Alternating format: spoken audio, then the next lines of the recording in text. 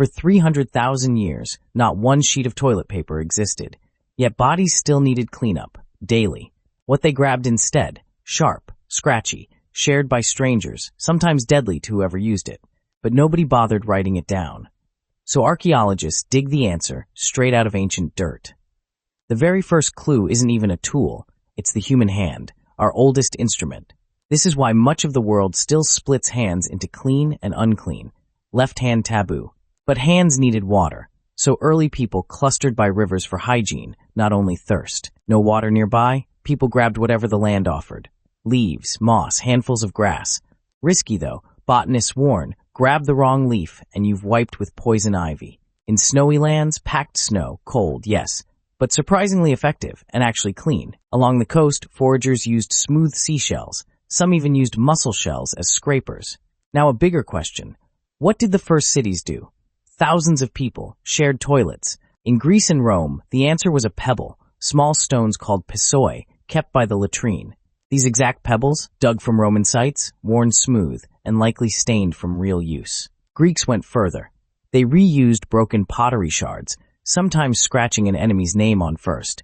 Those shards were called ostraka, linked to ostracize, wiping with a rival's name, the original insult. But Rome's true icon was darker. The tersorium, a sea sponge fixed onto a stick. Picture dozens of stone seats, side by side, and one sponge stick possibly passed between users. Between uses, it soaked in a bucket of salt water or vinegar. Disinfection, by Roman standards. Modern microbiologists are blunt. That bucket wasn't cleaning much. It could spread parasites and dysentery. Roman writers confirm the danger. Seneca recorded a German captive who killed himself using one of these very sticks, so the wiping tool itself could be deadly. But here's the twist. Most people never had a sponge at all. Across the rest of the world, hygiene split in two great traditions, wiping versus washing. In ancient India, water and the left hand became something more, ritual, sacred cleanliness, not crude necessity. This washing tradition is the direct ancestor of today's bidet and lota. Water never lost its throne in much of Asia. But one civilization took a sharper turn, literally sharper, toward a wooden tool. In China, Korea, and Japan, people used the chugi, a flat spatula-like stick of bamboo or wood. Then came the proof. Wooden hygiene sticks were dug from a 2,000-year-old Silk Road latrine. Stuck to those sticks, scientists found preserved parasite eggs, hard proof that disease traveled the trade routes. And here China changes everything. Because China invented paper itself around the 2nd century. By the 6th century, a scholar complained loudly. People were wiping with written-on paper, too disrespectful to the words. By the 14th century, China mass-produced toilet paper for the imperial court. Hundreds of thousands of sheets every year. But that luxury stayed in Asia.